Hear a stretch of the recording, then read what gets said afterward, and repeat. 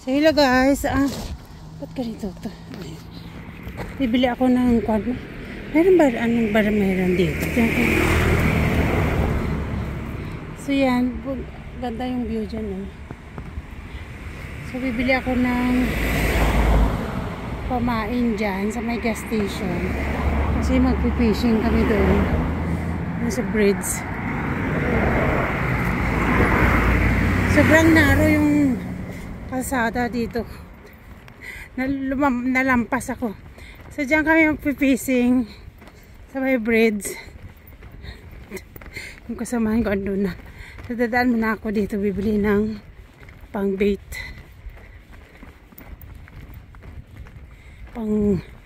Pampabigat at saka hook. Asan na siya?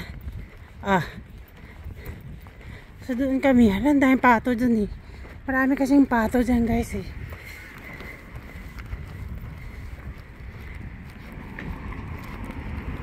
Yan, medyo kakatakot dito.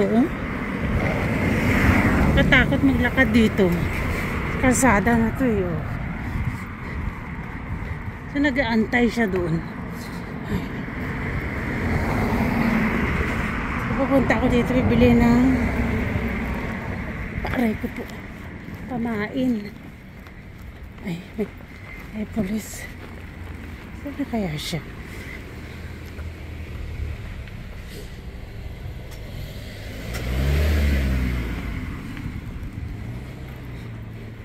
So dito may yung gas station.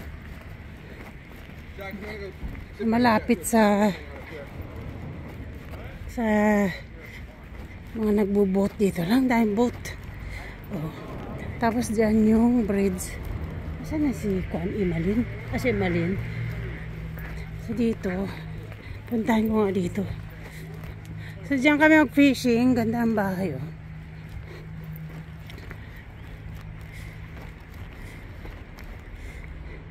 Dapat pumunta na siya doon. Nag-abang pa pala siya doon sa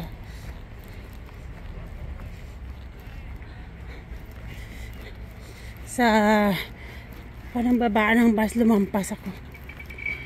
So dito may gas station malapit sa dagat. At ako'y bibili ng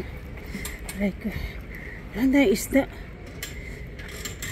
Dahil palang isda dito.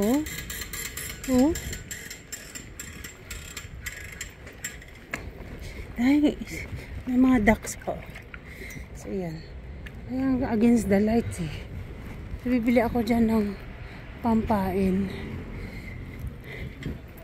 So yan. Dito pala sarap mag-fishing. Meron silang duck. Yung dahil mga boat dito. Dito yung banda sa may Somerset. Bermuda. So pasok ako dito sa gas station. Bibili ng hook.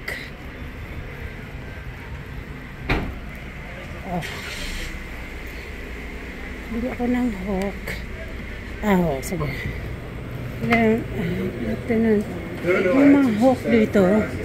Dito. Ano mga hook nila? Andito sa kabila.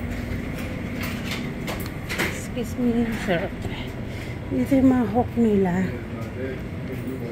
So yan itong mga pabigat. Pabigat saka yung mga hook. Sila kaya ayan. Ito guys yung mga hook nila. May mga rod din sila. Parang po konti lang ang mga. Silang guys, iin ko na lang to. Yung mga ganito. Kasi minsan napuputol siya. Ang dami. Ano yun, may mga malalaki din sa baba. Yung mga pang malaki. Meron palang maliliit dito eh. Ito pang malakihan ito. Tapos ito yung mga maliit. Nandito.